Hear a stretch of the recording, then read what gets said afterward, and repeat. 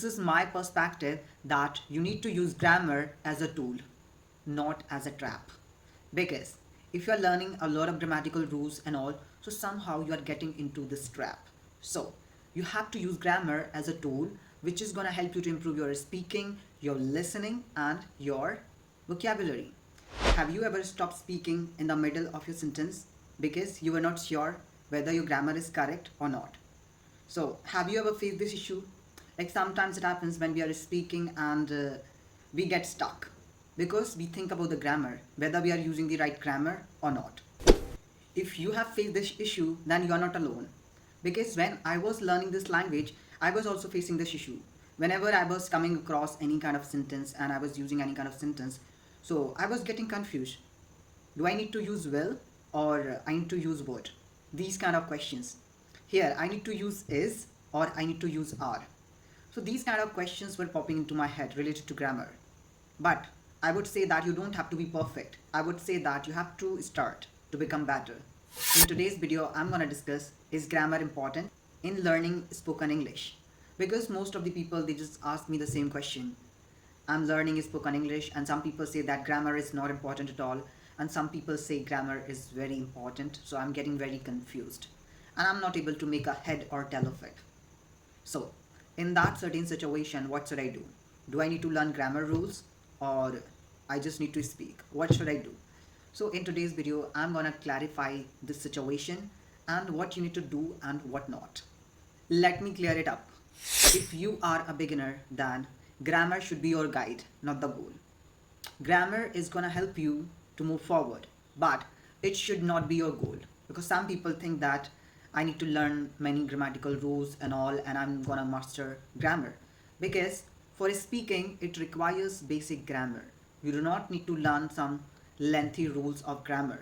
You do not need to immerse yourself in this. That's what I believe. So I would say that rather than focusing on grammar, it's better to focus on speaking, listening, and vocabulary. Because this is my perspective that you need to use grammar as a tool, not as a trap. Because if you are learning a lot of grammatical rules and all, so somehow you are getting into this trap. So you have to use grammar as a tool which is going to help you to improve your speaking, your listening, and your vocabulary. So I would say that the real fluency comes from using English, not by memorizing grammatical rules. So it's better to pay attention to your fluency, not the grammar, if you are a beginner. But one thing that you can include, if you know basic grammar, then you can make some sort of correction. When I was learning this language, I was also making a lot of grammatical mistakes. What I did, before that I was paying attention to grammar. That's what I wasn't able to see any kind of improvement in my fluency. So it's better to pay attention to your fluency, not the grammar, if you are a beginner. But what you can do, if you know something, so you can make correction. If you know this, okay, I'm making this kind of mistake, so you can correct it.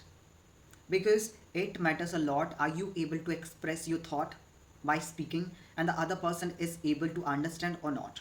I would not say that grammar is not important. Grammar is very important, I would say.